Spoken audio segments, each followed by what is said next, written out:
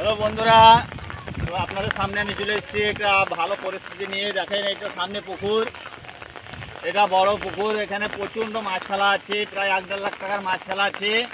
আর এই সামনে দিকে এই দেখেন জল, বন্যার পরিস্থিতি কেমন দেখেন। এই দেখেন এইদিকে ক্যামেরাম্যান এইদিকে দেখাও, এই দেখেন প্রায় 1 ফুটও না, এই সমান সমান এই পানি ঢুকলো বলেই। তাহলে এই পানিটা যদি ঢুকে যায় তাহলে কত টাকার লস হবে তার পাত্তা না। এইদিকে জল ঢুকে ওই যে বেরিয়ে যাবে, প্রায় 1-1.5 লাখ টাকার মাছ ফেলা আছে।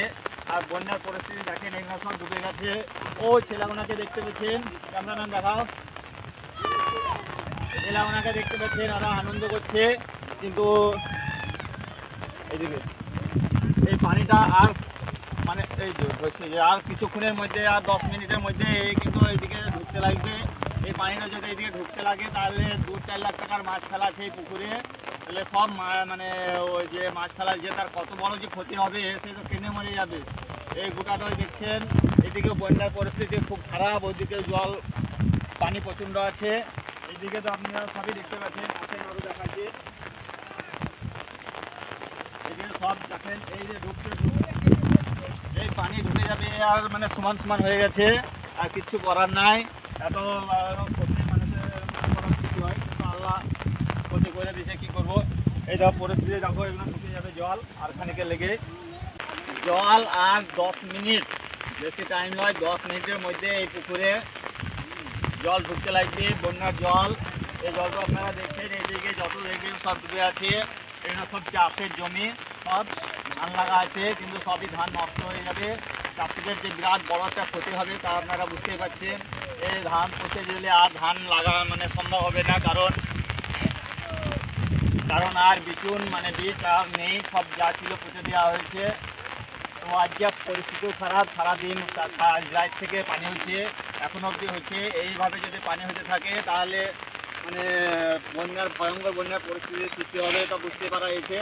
তো আর 10 মিনিট লাগবে না, এই পানি ঢুকতে লেগেছে। দেখেন এই পানি ঢুকতে লেগেছে, আর কয়েক সেকেন্ডের দেরি আছে, কয়েক সেকেন্ডের মধ্যে পানি ঢুকতে লাগবে। খুব খারাপ পরিস্থিতি, এই এত টাকার মাছ লস হয়ে যাবে এদের। তাই আমাদের খুব দুঃখিত, আমরা দুঃখ লাগছে আমাদেরকে। কী করবো, আমাদের তো কিছু করার নাই।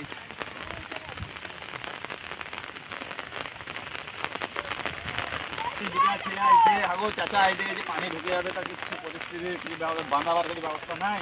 বাঁধানোর ব্যবস্থা আছে, বাঁধাও, নাহলে তো আপনার ওদের মাছগুলো সব নষ্ট হয়ে যাবে। আসছে সব, আসছে নাই, সব ডুবে যাবে। এই 3-4 লাখ টাকার মাছ ফেলা আছে, প্রচণ্ড বড় ক্ষতি হবে যে মাছ ফেলার যেটা। হ্যাঁ,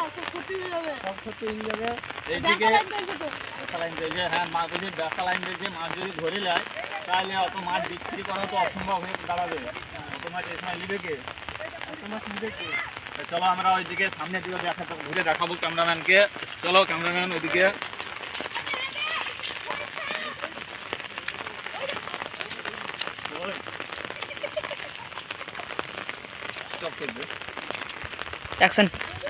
ক্যামেরাম্যান আমার সাথে চলে আসো, এদিকে দেখো সবই ডুবে আছে, এদিকেও ডুবে যাচ্ছে, শুধু এই বাঁধ বাকি আছে, আর কিছুক্ষণের মধ্যে ডুবে যাবে।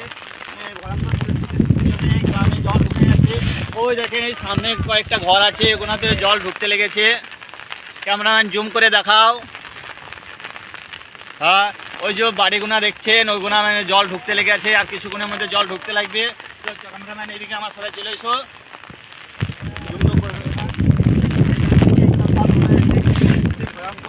মানে জলের সব মানে সৈলাভ হয়ে গেছে, আমাদের ঘর বাড়িটা পুরো ভেঙে যাবে, তো বুঝতেই পারছেন আপনারা। এইদিকে চারিদিকে দেখেন, এইদিকে পানি ছাড়া কিছুই দেখতে পাবেন না, ধান তো নাই, সব তো পচে গেছে। মানে চাষিদের এত বড় ক্ষতি হবে এটা বলার মানে কি বলবো, কিছু বলার নাই। আমাদের এদিকে বন্যা হলে প্রচণ্ড ক্ষয়ক্ষতি হয়, মানে ধানগুলো যদি নষ্ট হয়ে যায় চাষিদের মানে খাবে কি, আমি সেই নিয়ে চিন্তা করছি যে আর তো বিচুন নাই, বিচুন যা ছিল সব তো পুঁতে দেওয়া হয়েছে। এটা যদি ধান তুলতে যায়, এই পানি মানে কমে যায়, যদি জল কমে যাবে তারপর ধান তুলতে গেলে তারপর তো সেই নাই, মানে বিচুন নাই, বীজ নাই, চাষিরা তো সব মারা যাবে, কেটে মারা যাবে, কিচ্ছু করার নাই। এত বড় ক্ষতি আপনারা ডুব যাবে তত দূর আপনারা জল দেখতে পাবেন।